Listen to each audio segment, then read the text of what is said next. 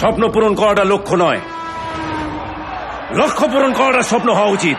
একটা নতুন গল্প এবং বসমান যারা দেখেছে তারা সূর্যকে দেখেছে, সে একজন গো গেটার, ভীষণ গ্রেট অ্যাটিটিউড, দারুণ একটা অ্যাটিটিউড নিয়ে চলে। আর সেই অ্যাটিটিউড, সেই character, the film was also character driven. এই ক্ষেত্রেও তাই আছে যে এই ফিল্মটা ভীষণ ক্যারেক্টার ড্রিভেন আছে, যার ফলে he comes, the entire film comes with a lot of surprises, a lot of thrill factor, a lot of unknown, unseen things which we have not seen before, and it's a great thriller with a lot of great attitude.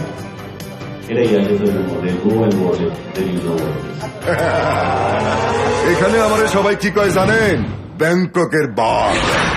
সম্পূর্ণ ভিন্ন মাত্রায় এবং ভিন্ন ভাবে আমি acting করার চেষ্টা করেছি।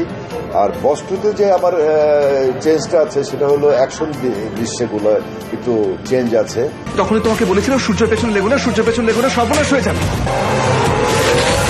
অভিজ্ঞতার দুর্দান্ত ছিল, কারণ উনি খুব সাহসী। তো একসাথে দুজন যখন লাভ দিয়েছিলাম ছাদ থেকে, তখন আমার মনে আছে আমি ফোক সং গাচ্ছিলাম। হ্যাঁ, আমি ওখানে ষোলতলার উপরে দাঁড়িয়ে হার্নেস করে রেডি হয়েছিলাম দুজন, আমি গান গাচ্ছিলাম, কারণ গান গিয়ে অ্যাংজাইটি কনভারসেশন হচ্ছিল, কারণ আমিও নার্ভাস ছিলাম। স্বপ্ন সবাই দেখে, তাই না? কিন্তু স্বপ্ন দেখার থেকেও লক্ষ্যটাকে দেখে সেটাকে পূরণ করার চেষ্টা করা উচিত। তো আমরা সকলেই বসমানের সাফল্যের পরে একটা স্বপ্ন দেখেছিলাম মানুষের কাছ থেকে। মানুষের একটা অ্যানাউন্সমেন্ট হয়েছিল, তারপরে মানুষের প্রত্যাশা বস 2 নিয়ে বাড়তে থাকলো, যে হ্যাঁ বস 2 কবে আসবে, বস 2 কবে আসবে। তো সেখান থেকে স্বপ্নটা আমাদের জন্য একটা লক্ষ্য হয়ে দাঁড়ালো। ইথনের বিষয় মেয়েকে আমরা এটা নিয়ে 3-4 বছর ধরে ঘাটাঘাটি করেছিলাম, অনেক ভাবনা চিন্তা করেছিলাম। আর যত সময় যাচ্ছিল মানুষের যদি প্রশ্ন কোয়ারিজ বেড়ে যাচ্ছিল যে হ্যাঁ কবে আসছে বস 2। আকাশের যতই মেঘ ঘনি আসুক না কেন, সূর্য ওঠা কেউ আটকাতে পারে না। এই দেশে, এই শহরে, এই গ্রামে গঞ্জে, everywhere everyone will be the king of their own kingdom.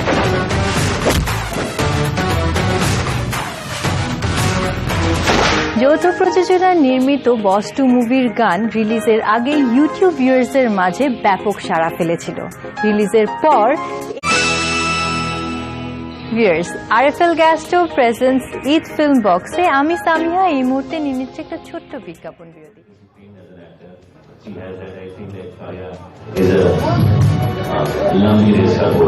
অসাধারণ ডিরেকশন বুঝে একজন ভদ্রলোক, যে নাকি বাংলা জানে না কিন্তু বাংলা ছবির ডিরেকশন দিয়েছে বস 2, বাবা যাদব। আমার কাছে অবাক লাগছে যে সে কিন্তু বাংলা সব বুঝে, কিন্তু বাংলা বলতে পারে না। সে যে জিনিসটা চায় হিন্দিতে সে অভিনয় করে দেখিয়েছে, আমি সেটা বাংলায় অভিনয় করেছি। এটার সাথে যা যা জড়িত সবকিছুই ইটস ভেরি, আমি বলবো এক্সপেন্সিভ মেমোরি আমার সাথে, সেটা যে কোনো কিছু হয়ে থাকুক না কেন। And I am happy that I am part of it. প্রথম থেকেই অভ্যেস ছিল যে আমি আমার সবগুলো আমি ইউজ করে নিজেই করি, সেই অভ্যেসটা এখনো আছে। এবং আমি করেছি দেখো আমার পাশাপাশি যখন পাড়িয়া করেছে আমি দেখে পাড়িয়া একটা 16th ফ্লোর বিল্ডিং থেকে 16তলা বিল্ডিং থেকে পাড়িয়া লাভ আসছিল, আমি আর পাড়িয়া লাভ আসছিলাম। Very confident. অ্যাকশন দৃশ্য অসাধারণ এই ছবিতে, কারণ গতকালকে আমি যা যে ডাবিং করতে গেলাম সেখানে আমি কয়েকটি রিল দেখেছি বস 2। আমার কাছে মনে হয়েছে যে একটা ইংলিশ ছবি।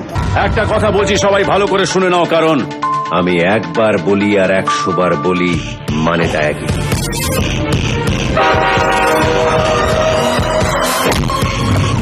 এবার আমার আইন আমি নিজে বানাবো।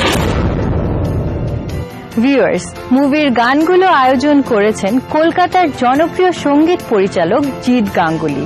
গানগুলোতে কণ্ঠ দিয়েছেন অরিজিৎ সিং, নাকাশ আজিজ, অমিত মিশ্রা ও এই মুভির ক্যামেরা ওয়ার্ক এবং অ্যাকশন দৃশ্যগুলো দেখার মতো, যেখানে অনেক দৃশ্যে শিল্পীরা ডামি ব্যবহার করেনি।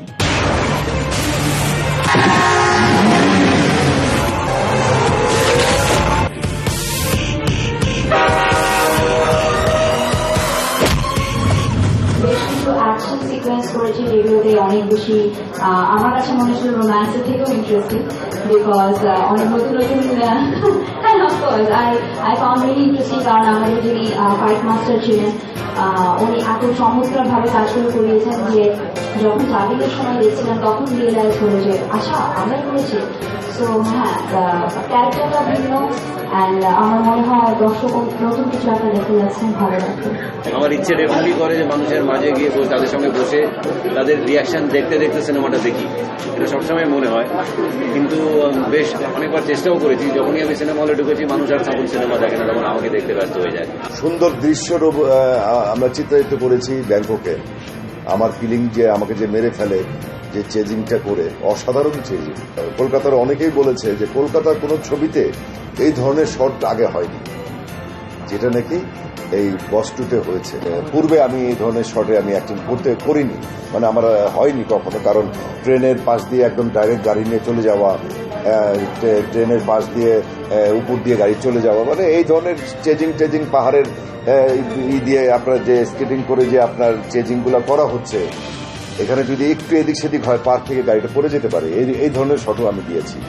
আপনারা হলে গিয়ে দেখবেন সেটা। বাংলাদেশে আসতে সবসময় ভালো লাগে, এখানে মানুষের কাছ থেকে ভালোবাসা পেতেও সবসময় ভালো লাগে।